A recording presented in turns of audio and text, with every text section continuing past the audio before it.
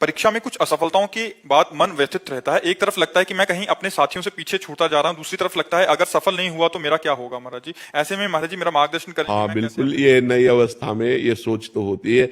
अगर बच्चा हम एकाग्रता पूर्वक अपने पाठ को, तो हमें लगता है कि फेल कैसे हम हो गए। आपके ग्रंथ इतने बड़े बड़े नहीं, हमारे ग्रंथ इतने मोटे मोटे हैं। स्वाध्याय हर चीज का 10 साल पहले पढ़ा होगा, अगर वो बात पूछोगे तो अभी 10 मिनट में पूरी उसकी व्याख्या करके बता देंगे। अगर आप प्रयासरत हो, प्रयत्नरत हो, तो अपने विषय में असफल कैसे हो जाते हो। या तो आप ब्रह्मचर्यहीन हो रहे हो, इधर उधर प्रपंच कर रहे हो, अपनी पढ़ाई से विमुख आचरण कर रहे हो, मनोरंजन कर रहे हो। नहीं तो बच्चा, अपने चैप्टर को हमें 1 साल दिया जाता है, 1 वर्ष दिया जाता है अपने चैप्टर को कंठस्थ करने के लिए, पुष्ट करने के लिए। कितनी पढ़ाई होगी। बिल्कुल, मतलब जिस विषय में लगो उस विषय में एकदम। तो हम कह रहे हैं तुम्हारा जो चैप्टर है हम उसे कंठस्थ कर सकते हैं। तो हम इतने कमजोर क्यों हैं कि हम फेल हो जाते हैं। अगर ये हो कि भाई टीचर कोई पक्षपात करता है तो बात अलग है, नहीं तो हम फेल क्यों हो जाते हैं। कहीं ना कहीं हम गलत हैं, हम अपनी गलती को सुधारें।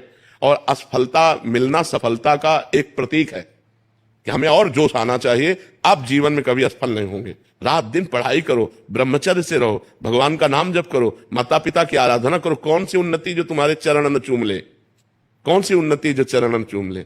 इसलिए हमें तो लगता है कि हम अपने धर्म ग्रंथों को ऐसे याद किए हैं जैसे काका गागा नहीं याद किया जाता, ऐसे याद। उठते बैठते चलते फिरते जो पद है, पूरी 84 जी, पूरा सुधा निधि जी, पूरी सेवकवाणी, पूरी स्फुटवाणी, उसे जिस विषय में लगे तो अपने विषय में लगे, जिस विषय में लगे तो एकदम लगे।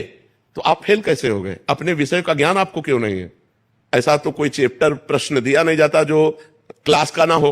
मान लो आप 12वीं में हैं तो 12वीं के क्लास के अंतर्गत ही आपको दिया जाएगा।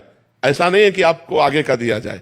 आप जितनी क्लास में पहुंचते जाएंगे योग्यता, उतना ही आपको प्रश्न दिया जाएगा। तो हमको अपने चैप्टर को घुस करके घुन की तरह लगना चाहिए। जैसे गेहूं में घुन लग जाता है ना, पूरा खोखला कर देता है, ऐसे में अपने चैप्टर में लग करके पूरे चैप्टर को अपने माइंड पे बैठा लेना चाहिए। हमारा माइंड बहुत विस्तार से है, अनंत जन्मों के संस्कार भरे हुए हैं, छोटी सी चिप में मन की अनंत जन्मों के। तो ये सब पूरा आपको भर लेना चाहिए।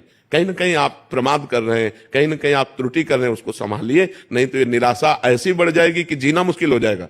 बच्चे अभी बच्चे हैं ना, अब जैसे देखा कि जैसे इन्होंने कहा हमारे दोस्त सफल हो रहे हैं, तो दोस्तों के सामने नीचा, घर परिवार में जाने पर कि यार हमने यार इतने रुपए लगाए और तुम फेल हो गए, यार ठीक नहीं है।